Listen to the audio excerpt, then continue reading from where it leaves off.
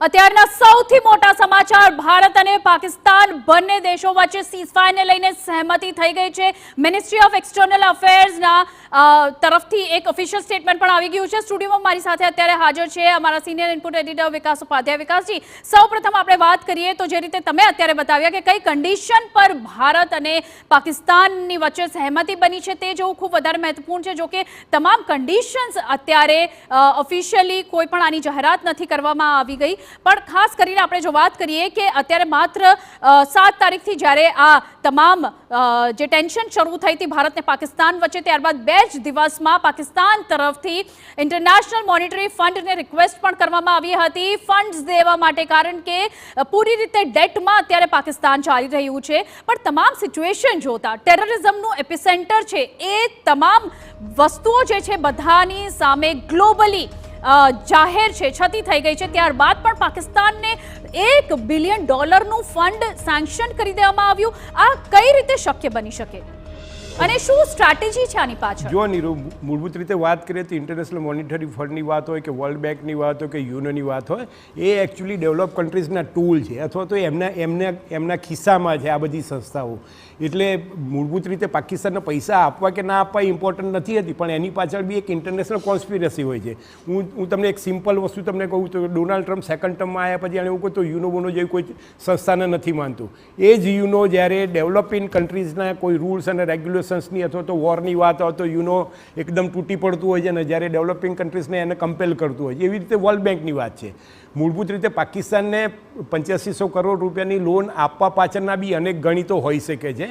America છે, China છે, Russia છે, એ બધા ઓલમોસ્ટ ડેવલપ કન્ટ્રીઝ જેવા છે ને, એમાં મૂળભૂત રીતે એમને પાકિસ્તાનને સપોર્ટ કરવાનો નથી, પણ ભારતને તમે કઈ રીતે પરેશાન કરી શકવાના છો અથવા તો કરી શકો છો એની પાછળનો આખો ખેલ છે। હું તમને એક સિમ્પલ એક્ઝામ્પલ આપું તો લગભગ 75% પાકિસ્તાન ઉપર ચાઇનીઝ લોકોનો કબજો છે, અથવા તો એટલું બધું દેવું છે પાકિસ્તાનીઓ ઉપર કે એ 7 જન્મ સુધી એમાંથી બહાર ના નીકળી શકે। એટલે આવા ગરીબ અથવા તો પછાત કન્ટ્રીઝ ઉપર ચાઇના એક યા બીજી રીતે કબજો જમાવતું આવ્યું છે। એમાંનું એક છે પાકિસ્તાન।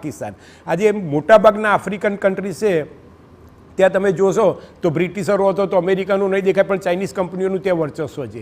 એટલે ચાઇનાએ એનો પગદંડો વધારે મજબૂત કરવા માટે ને સાથે સાથે ઇન્ડિયાને હેલ્ધી નહીં પણ અનએથિકલી કોમ્પિટિશન કરવા માટે એણે પાકિસ્તાન ઉપર એણે કબજો જમાવવાનું શરૂ કર્યું છે। અને મેં કહ્યું એમ લગભગ 75% વિસ્તારો ઉપર એનો ચાઇનીઝ સોલ્જરનો અથવા તો ચાઇનીઝ લોકોનો કબજો છે। એવી જ રીતે લગભગ 6 કે 7 મહિનામાં બાંગ્લાદેશમાં એક એર સ્ટ્રીપ એવી બનવાની છે જે ભારતને સટીને છે, એ બાંગ્લાદેશ પર પણ ફાઇનાન્શિયલી ચાઇનાનો સખત કબજો છે।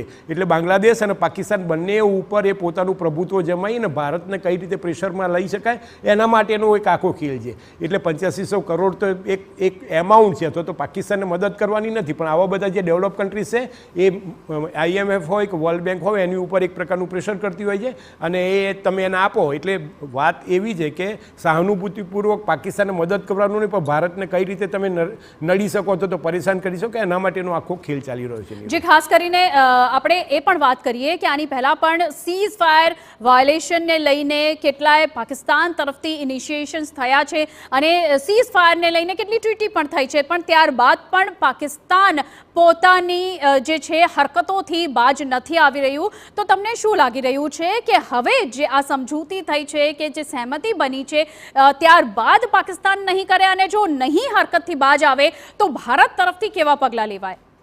તો આ તો નિરંતર ચાલતી પ્રક્રિયા છે નીરુ। મૂળભૂત રીતે વાત કરું તો જ્યારે અટલ બિહારી વાજપેયી જ્યારે પ્રાઇમ મિનિસ્ટર હતા એ વખતે પણ એમણે આ પ્રકારનો એક પીસ એપ્રોચ કર્યો હતો, તો શાંતિ માટેનો પ્રયાસ કર્યો હતો, અને આપણે લાહોર સુધીની બસ પણ યાત્રા કરી હતી, અને એમાં ઇન્ડિયાના જેટલા બી સેલિબ્રિટીઝ બધા લોકો લઈ ગયા હતા। અને એ વખતે એવું લાગતું હતું કે યુદ્ધથી કોઈ સમસ્યાનો ઉકેલ ના આવતો હોય તો તમે એને શાંતિ મંત્રણા કરી હતો તો એની સાથે બાયોલેટરલ રિલેશન રાખીને તમે એની જોડે શાંતિ રાખી શકો। પણ પાકિસ્તાનની રાજનીતિ હતો તો પાકિસ્તાનની ગણિત એવું છે, ત્યાં હંમેશા મિલિટરી એ ત્યાંની પોલિટિકલ સિસ્ટમ ઉપર હાવી રહેલી છે। તમે છેલ્લા પાકિસ્તાન આઝાદ થયું ત્યારથી તમે એને જુઓ તો મિલિટરીનો જે ચીફ હોય એ જ ISNનો ચીફ જ હતો, તે જ પછી લેટર ઓન પાકિસ્તાનનો પ્રેસિડન્ટ બનતો હોય બિલકુલ, છે. એ ખૂબ જ આશ્ચર્યજનક વાત છે.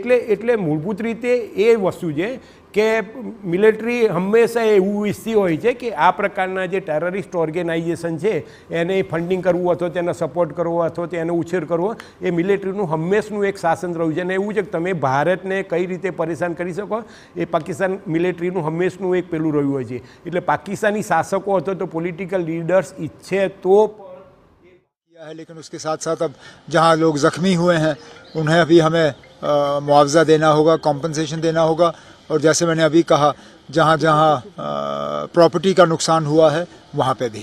Okay, thank you.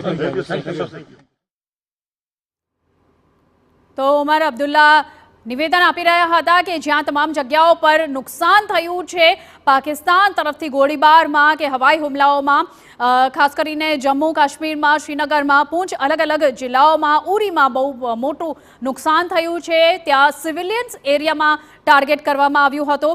તો આને લઈને અત્યારે ઉમર અબ્દુલ્લાનું નિવેદન આવ્યું છે કે તમામ કમ્પેન્સેશન સરકાર તરફથી કરવામાં આવશે. ખાસ કરીને અમારી સાથે અમારા પોલિટિકલ એડિટર કિંજલ પણ અત્યારે હાજર છે. તો કિંજલ, અત્યારે ખાસ કરીને ગુજરાતની જો તમામ કોસ્ટ લાઇનની વાત કરવામાં આવે કે સીમાવર્તી વિસ્તારોની વાત કરવામાં આવે તો ખૂબ વધારે સિક્યોરિટી ટાઈટ કરી દેવામાં આવી હતી. જો કે લોકોમાં